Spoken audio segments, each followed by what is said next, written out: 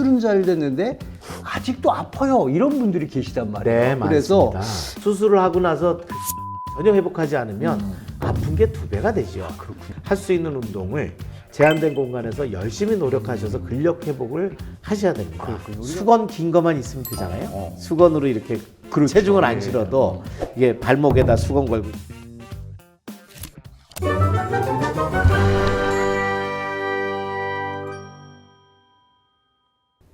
여러분 안녕하십니까? 무릎이 아파요의 김한태입니다. 여러분 우리 살아가면서 건강 걱정 많이 해서 그냥 아유 누가 건강 얘기 좀 많이 잘 좀 해줬으면 그래서 뭐 유튜브도 찾아보고 또 어떤 의학 상식이 있나 이런 것도 찾아보고 그러시잖아요. 그런데 특히 우리 무릎은 딴 데 가실 필요 없습니다. 저희 무릎이 아파요 함께 하시면은 여러분들의 무릎 건강 모두 해결해 드릴 수 있습니다. 누가 해결해 드리냐? 우리 무릎 명의 김진구 원장님이 해결해 드리는데 오늘도 김진구 원장님과 함께 하겠습니다. 어서 오십시오. 네, 안녕하십니까. 오늘 저희가 얘기할 거는 지난번에도 저희가 쭉 하면서 무릎 수술에 대한 얘기를 했었지만은 결국은 무릎 수술을 했는데 수술은 잘 됐는데 아직도 아파요. 이런 분들이 계시단 말이에요. 네, 그래서 맞습니다. 이 해답이 어디 있냐면 수술 후에 6주간의 재활에 있다. 네, 이렇게 얘기를 네, 하시는데 선생님이 네. 이제 무릎이 아파서 그런 얘기를 해주셨는데 네, 맞습니다. 이게 네. 어떤 내용인지 한번 좀 짚어보도록 하죠. 네, 이제 네. 좋은 수술에 대한 강조를 좀 드리자면 우리 무릎 관절의 아버지라고 하는 미국의 프랭크 노이즈라고 하는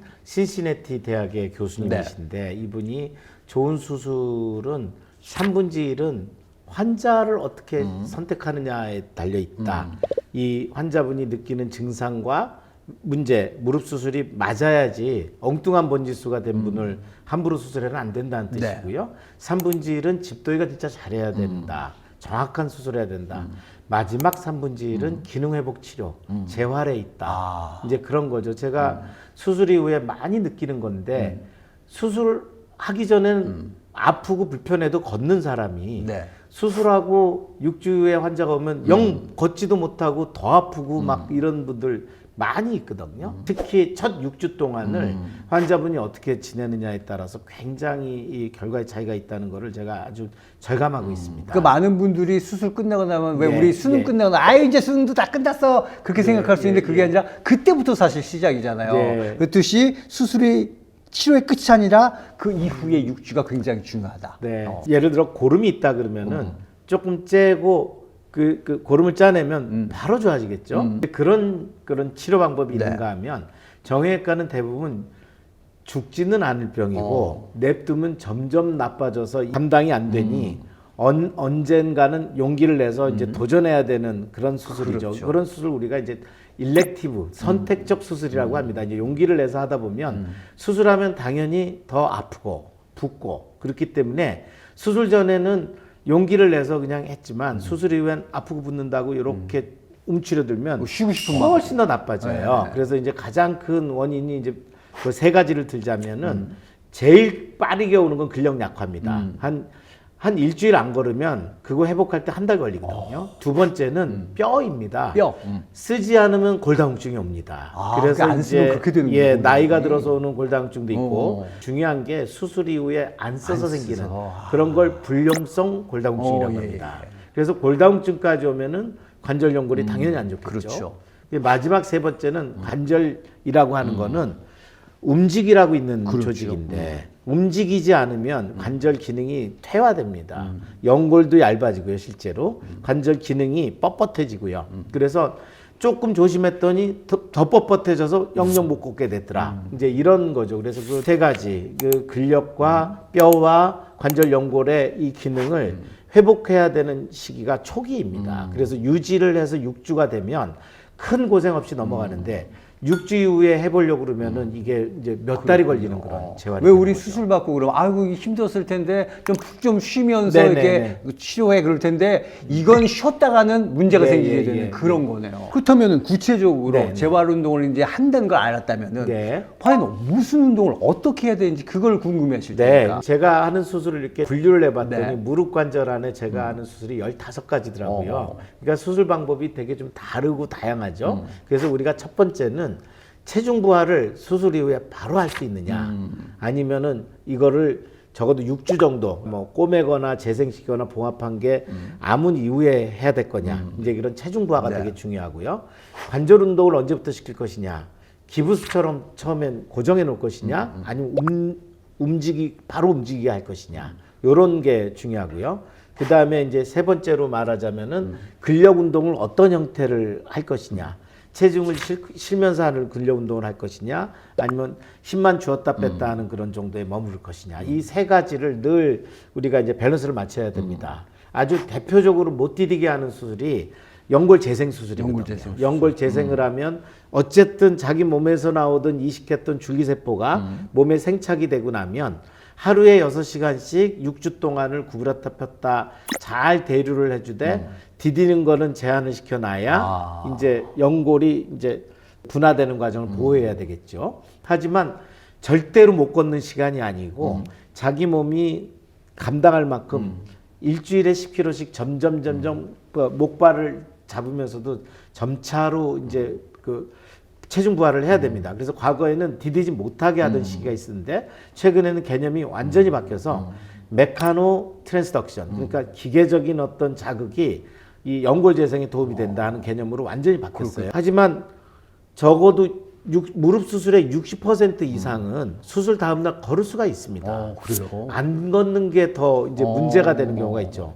반응성 연골을 부분 절제를 했다든지 아니면 좀 큰 수술에 속하지만 전방 십자인대 재건술을 제대로 단단하게 했다라든지 그럼 바로 걸어도 되거든요. 그리고 인공관절 수술도 수술하고 다음날 그 크게 수술하고 출혈이 있어서 그렇지 걸어도 기계적으로 문제가 없거든요. 이제 그래서 상식적으로는 네. 정말 적어도 일주일은 그냥 있어야 되잖아요. 그런 생각을 하는데. 집도의가 수술하면서 정한 어떤 체중 부하를 언제부터 할 것이냐에 대한 지침을 잘 경청하시고 할 수 있는 만큼 최선을 다해서 디디셔야 됩니다. 허용되는 만큼. 그렇군요. 이제 두 번째는 근력 운동인데 무릎이 수술할 때 무릎 관절에는 이 감각이 없기 때문에 중요한 문제는 아프지가 않아요. 연골이 깨졌다고 아프거나 아니면 십자인대 끊어졌다고 아프진 않습니다. 네. 반어쌍골이 찢어서 걸려도 아픈 건 덜해요. 통증이 없는 조직들이에요. 그런데 무릎이 아픈 건 대부분 그런 원인 때문에 근력이 빠져서 아픈데 수술을 하고 나서 근력을 전혀 회복하지 않으면 아픈 게 2배가 되죠. 그래서 환자분들이 수술은 잘 됐는데 통증이 2배가 되고 영 나는 좀 수술을 잘못 받은 것 같다. 회복이 안 돼서 이제 영 정상생활 못했다. 이런 절망감을 느낄 때 보면 가뜩이나 근력이 빠진 사람들이 근력을 더 안 하는 경우입니다. 그래서 어떠한 형태든지 근력 운동을 해야 되는데 가만히 앉아서 힘을 주는 연습이라도 그 다음에 들어 올리고 모래주머니 달고 이렇게 하는 운동이라도 하셔야 되겠고 체중 부하가 가능하다면 바로 스쿼트 운동이라든지 런지라든지 이런 거를 안전하게 내 체중을 이용해서 할 수 있는 운동을 제한된 공간에서 열심히 노력하셔서 근력 회복을 하셔야 됩니다. 그렇군요. 우리가 왜 무릎 수술을 받으면 야 이게 수술을 했으니까 당연히 어떤 힘이 가해진다거나 이렇게 폈다 주었다 이런 운동은 아예 초반에는 안 좋은 거 아니야? 이렇게 생각을 할 수가 있었는데 그게 전혀 아니었던 거예요. 전혀 아니죠. 마지막으로는 관절 운동 가동 범위를 넓히셔야 합니다. 그래서 가만히 있다가 오시면 뻗쩍 무릎 되시는 분들이 있거든요. 그럼 뻗쩍 무릎 자체가 무릎이 이렇게 관절에 섬유화라거든요. 뻗쩍 무릎이 되면 골다공증도 일어나고 근력 약화도 당연히 일어납니다. 그래서 절대 고정을 해야 되는 아주 드문 경우를 제외하면 의사 선생님이 이거는 거의 기부스처럼 가만히 계세요. 뭐 요런 정도가 아니라면 허용되는 범위 내에서 움직이셔야 됩니다. 이게 능동적으로 움직이지 못하면 수건 긴 것만 있으면 되잖아요. 수건으로 이렇게 체중을 안 실어도 이게 발목에다 수건 걸고 이렇게 잡아 당기면은 움직일 수 있잖아요. 여러 가지 방법을 통해서 관절이 유연하게 지켜주는 게 단순하게 뻗쩍 무릎을 막는 거가 아니라 그 중요한 연골은 대류, 움직이고 약간씩 체중이 들어갔다 나갔다 하는 그런 신진대사를 통해서 연골의 두께가 유지가 되는 것이기 때문에 그런 기능이 떨어지면 연골이 퇴화되면서 연골 밑에 뼈는 골다공증으로 가거든요. 그래서 이제 그 기능을 회복하는 첫 6주의 노력이 굉장히 중요하다는 것을 다시 한번 강조합니다. 지금 이제 말씀하신 그 6주가 굉장히 중요하기 때문에 그때 그 6주를 잘 지켜서 해야 되는데 근데 거기서 끝은 또 아닌 거잖아요. 6주 이후에도 분명히 어떤 재활이 이루어질 텐데 그때는 어떤 흐름으로 또 이어지고? 제가 수술한 15가지 수술 중에 6주 이후에도 여전히 목발을 잡고 조심하세요 하는 재활 과정은 없습니다. 대부분 체중 부하를 할 수 있는 시기가 6주입니다. 여기에서부터 석 달까지는 일상생활을 회복하는 시기입니다. 네. 그때 이제 결국 일상생활을 회복하려면은 출퇴근이 가능해야 되죠. 언제부터 출근할 수 있습니까? 다음 날서부터 출근할 수는 있겠지만 이제 목발을 있겠지만. 띄고 출근을 제대로 한다는 네. 거는 6주가 되겠습니다. 제한된 병원이나 재활 공간이 아닌 헬스에 가서 이제 운동도 좀 늘려나가고 이제 다양한 운동 뭐 유산소 뭐 이제 근력 운동, 평형 운동 이런 다양한 우리가 할 수 있는 피트니스에서 할 수 있는 운동들을 이제 시작하는 단계이고요. 한 3개월의 목표는 계단을 좀 내려가는데 좀 덜 아프고 계단을 좀 쉽게 내려갈 수 있다.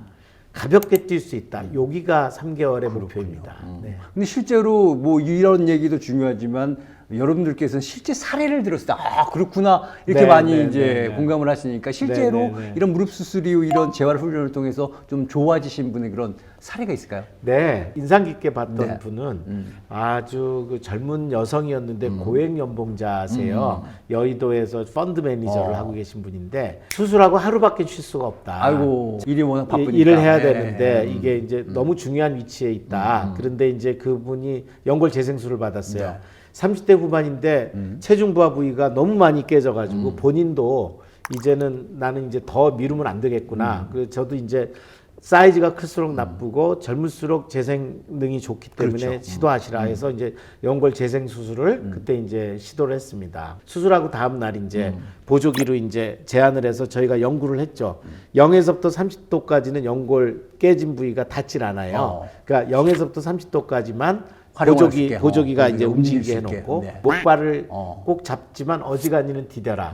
본인이 이제 그거를 시작했는데 놀랍게도 그 앉아서 하는 CPM 기계를 자기가 인터넷에서 알아가지고 어디서 이제 그걸 운동을 계속 하신 거예요? 네, 그래가지고 6주가 됐는데 정확하게 제가 드렸던 재활 지침대로 오늘서부터 제가 이제 목발을 띱니다. 그리고 걷는데 정상 보행을 할 정도로 그렇게 준비가 돼 있더라고요. 근력도 비슷하고 당연히 3개월째 이분은 피트니스에서 뛰기 시작을 했습니다. 그리고 이제 6개월째부터는 자기가 원하는 스포츠 굉장히 액티브하신 분인데 그리고 이제 1년째가 되는 날 크로스핏한 사진을 가지고 왔어요. 그래서 이게 MRI 재활의 를 힘이네요, 네, 정말. 네. 아. 그래서 제가 말씀드리고 싶은 거는 저희는 권고 사항을 드리고 안전한 레인지를 정해서 환자분에게 통계를 드릴 수 있지만 기적은 환자분이 일으킨다. 그러니까 의사 선생님들이 이렇게 가이드를 딱 주시고 네. 그걸 내 의지로 지켰더니 네, 이 재활의 힘이 그 능력을 네, 발휘했다. 네, 네, 이렇게 생각하네요. 사실은 예. 정반대의 분들은 너무나 많아서 이제 제가 외래를 볼 때마다 너무나 힘든 것 중에 하나가 대부분 이제 중년의 나이 때 다리가 휘면서 연골도 깨지는 분들이 요새 너무나 많아요.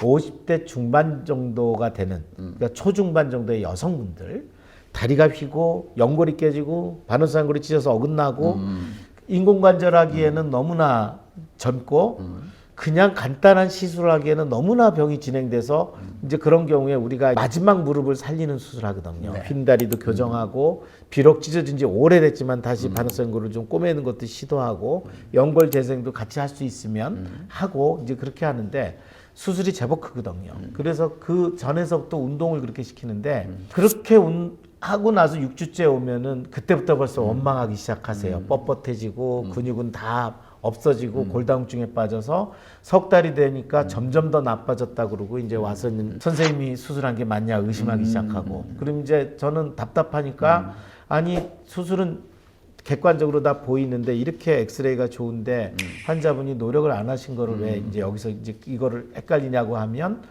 의사 선생님이 거짓말을 해서 이제 방어한다 이렇게 이제 알아들으시거든요. 그래서 제가 첫 6주를 굉장히 강조하는 겁니다. 알겠습니다. 이제 마지막으로 그러면 이제 네. 무릎 수술 앞두신 분들이 있으실 거 아니에요. 네. 그런 분들이 이제 그다음에 무릎 수술하고 나서 나 어떻게 해야 되지 걱정도 많으실 텐데 어떤 식으로 하면 되는지 마지막으로 이제 정리 좀 해주시죠. 수술 후의 재활 과정이 수술 결과의 3분의 1에 해당되기 때문에 네. 수술 이후에 내가 어떻게 할지를 담당 집도의 선생님하고 반드시 상의하십시오. 저희는 대부분의 환자들을 수술 전에 이미 재활을 시작합니다. 그래서 적어도 수술하고 정신이 없는 첫 3주 동안의 재활을 내가 어떻게 해야 될지를 머릿속에 그려지게 한 이후에 수술을 하면 수술 이후에 환자들이 바로 이제 이런 과정들을 가기 때문에 혼란이 없고, 그래서 반드시 수술 이후에 내가 체중 부하라든지 근력 운동이라든지 관절 운동을 어떻게 할지를 담당 집도이랑 물어보시고 준비하시고 수술해야 좋은 결과를 얻을 수 있습니다. 네. 여러분, 무릎이 정말 안 좋아서 수술을 하게 된다. 그 이후에는 수술로 끝이 아니라 이 재활을 통해서 여러분들이 회복될 수 있다는 거 잊지 마시기 바랍니다. 다음 편 좀 예고를 해드리자면요. 저희가 14편에서는 좀 많은 분들이 헷갈려 하시는 주제인데, 퇴행성 관절염. 저도 요즘에 이제 나이를 먹다 보니까 그거에 대한 고민이 생기는데, 이게 그냥 나이 들어서 생기는 걸까요? 궁금하시잖아요. 그래서 퇴행성 관절염의 진짜 원인이라든가 초기 신호, 그리고 예방할 수 있는 방법을 다음 시간에 설명해 드릴 테니까요. 다음 시간도 절대 놓치지 마시기 바랍니다. 자, 그럼 저희는 여기서 인사드리겠습니다. 함께 해주신 여러분 고맙습니다. 감사합니다.